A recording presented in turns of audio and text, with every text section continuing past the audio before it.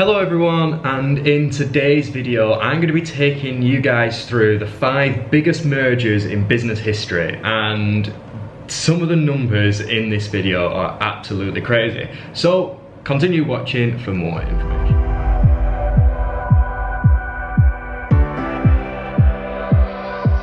I recently read an article by CSP Global, and it was about the 5 biggest mergers of all time. And I mean, there's some massive companies in them: Goldman & Sachs, Pfizer, Vodafone, AT&T, Mobil, the oil company. And I just thought it would be really interesting for you guys to kind of understand the money that flies around with bigger companies.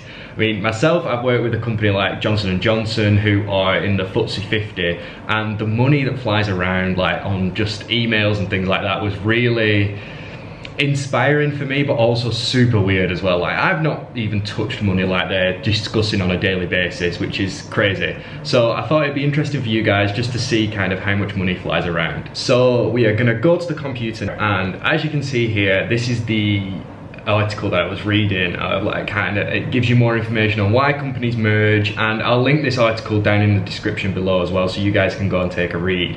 But I thought it'd be cool to just kind of see different things, and the first one here is Vodafone and Mannesmann, which took place in 2000, worth over $180 billion. So like, I heard something on TikTok about billions compared to millions, about how a billion is 1,000 million.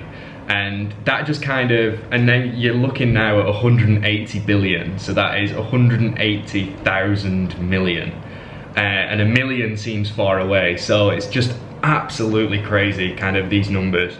And basically, the UK-based Vodafone, as you can see on this screen, acquired German company Mannesmann, and therefore they become the largest mobile operator in the world. And they then set actually deals in the phone industry as well, deals with huge countries as well, as not just companies, they actually set up deals with countries as well. So as you can see, the merger actually took place in 2000, which was the start of the telecom boom. Now, if we go to this one here, this is on Goldman Sachs' website, and they were a financial advisor to Vodafone in the acquisition, which I've worked with a lot of companies in the past, and I know how kind of, again, crazy the numbers are with those.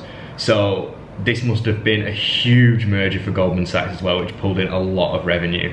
However, Vodafone really aren't shy with big mergers. I mean, you can see on the screen now, like, we've got a 10.7 billion merger of Cable Deutschland Holding. We have 130 billion sale of its US group, and then 45% stake in Verizon, which I know if you guys are in America, Verizon is a massive thing there, right? So like, that was worth 58.8 billion. So Vodafone really aren't strangers to massive transactions. And this actually leads me into a point of, if you're a business and you form a solid connection like Goldman Sachs have done with Vodafone, then big transactions are gonna come your way, and it's just a case of having your product as good as possible so your customer retention value rate stays high. So for example, right, if you do an original project that is worth £1,000, that customer potential could be worth way more. So because if the original project is 1,000, that means that they've got money to spend. Therefore meaning that you could actually end up having a £50,000–£60,000 client with monthly retainers and different things like that over the course of a couple of years. So it's always good to make sure that your product is as high level as it possibly can be. And obviously, if you need help with that, let me know down in the comment section below, or just message me directly on Instagram, the link will be in the bio. So the second one was between America Online and Time Warner. So at the time, most Americans again used landlines, so it was again the mobile boom, and you know now the mobile industry is worth trillions of dollars. Like, you see Apple, Google dominating these markets, so you can kind of see why these markets were, why these acquisitions were for so much. Now, America Online, AOL, acquired Time Warner for $164 billion. And the deal only lasted 9 years because Time Warner became an independent company because AOL lost a lot of value once the cell phone came out. So we're just gonna go ahead now and read why it went so wrong.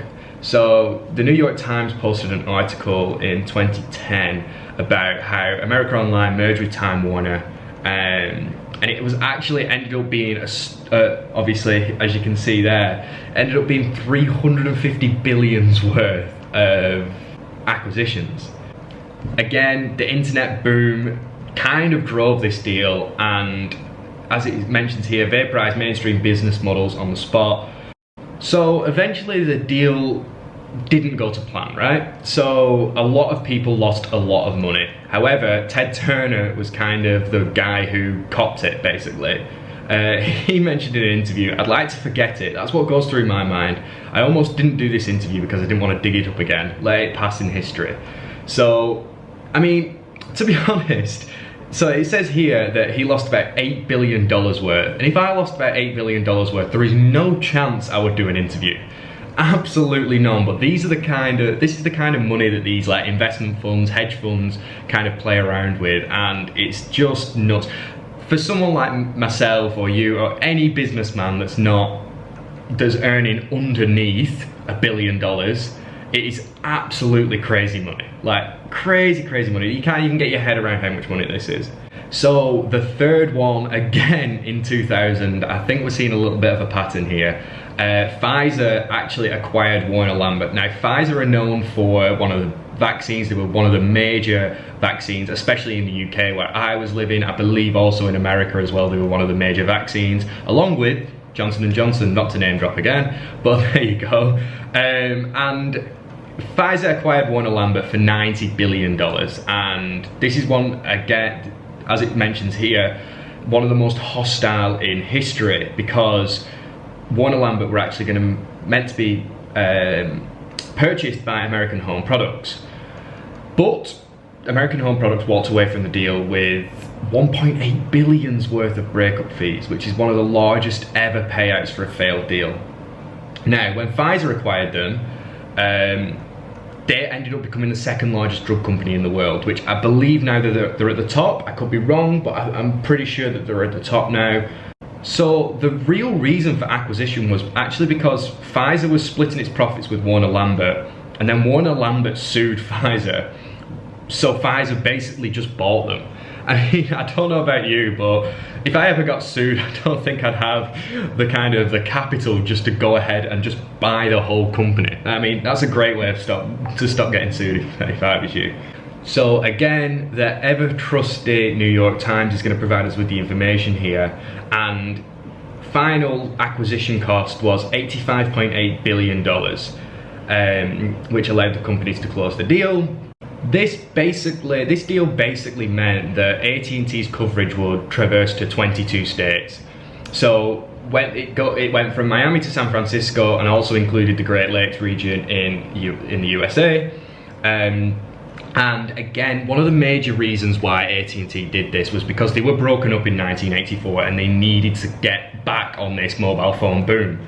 And with the things like Verizon, obviously we've mentioned about Verizon and AOL before, they were up and coming, and AOL and Verizon combined to become a massive company. So AT&T needed to do something, and with this Bell South and AT&T merger, they really did come back into the fold. So in 2006, these are the numbers. The combined company then had 58 million customers, 67.5 million phone lines, and 11.5 million broadband users. That means yearly revenue would have been 115 billion. It then employs more than 300,000 people. So this turned into an absolute super company.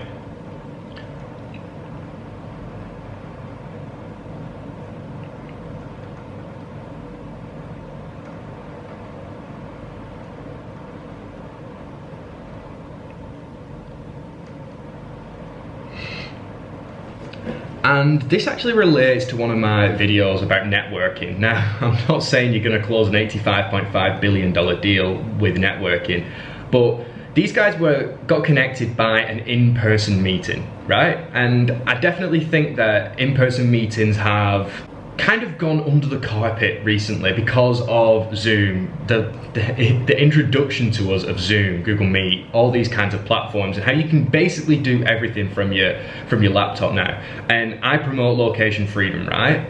And everything like that. But I do also believe that if you get the chance to do an in-person meeting, you can do as much in an in-person meeting as a month's worth of conversation via messaging, via email as well. So I definitely think that it's something worth thinking about, that if you are in a spot where your clients are. So for example, when I was in Sydney, I met up with a number of my clients that were in Sydney as well. So we met up, we planned for the future, and then started to talk about growth of the company, and I actually closed about £2,000 worth of deals in my time in Sydney, which was fantastic for the company.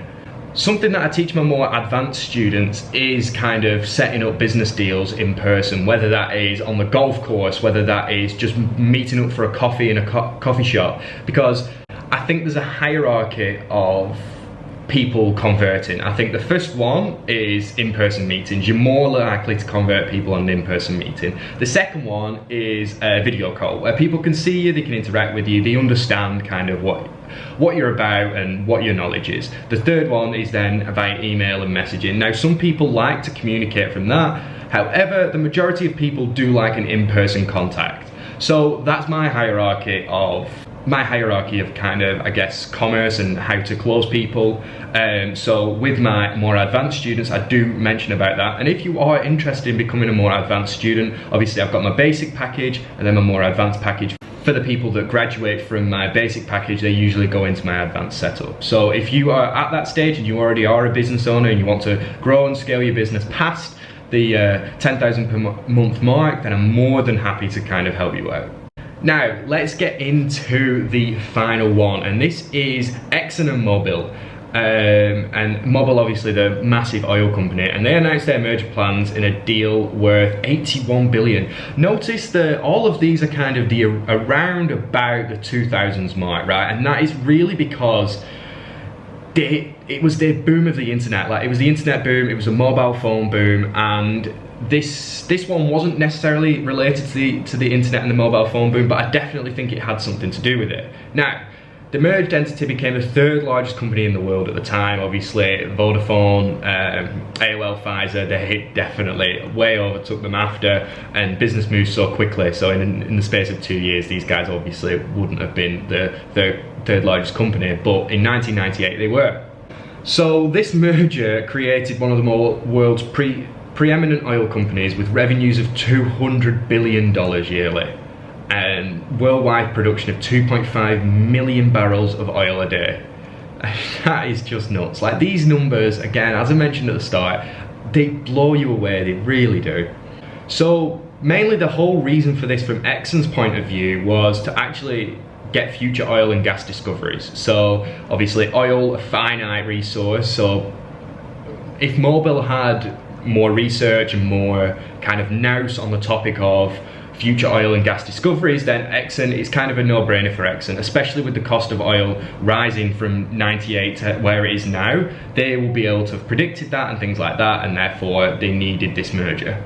So because Exxon and Mobil were rivals, then this merger actually saved them $2.8 billion after the two years of dealing with each other, which is great because there's no point in fighting with each other when you can work together, right?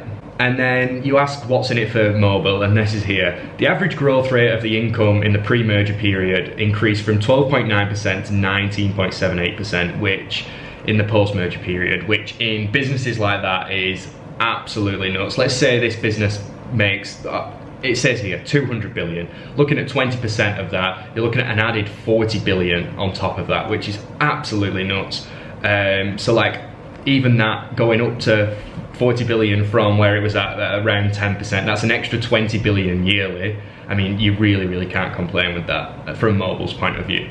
So guys, this was a bit of a different video today, and I don't know how this is gonna do views wise, but it's definitely one that I've enjoyed doing. I mean, I'm a big numbers guy, I like to look into numbers and things like that, and some of the numbers here are staggering. But obviously, if you guys don't enjoy this and want me to create more kind of lifestyle content, I'm more than happy to do that.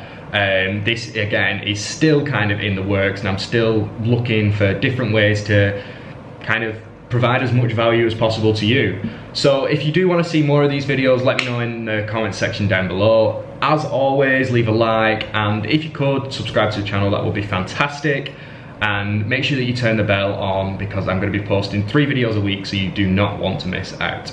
Thank you very much for watching, everybody, and I will see you on Wednesday.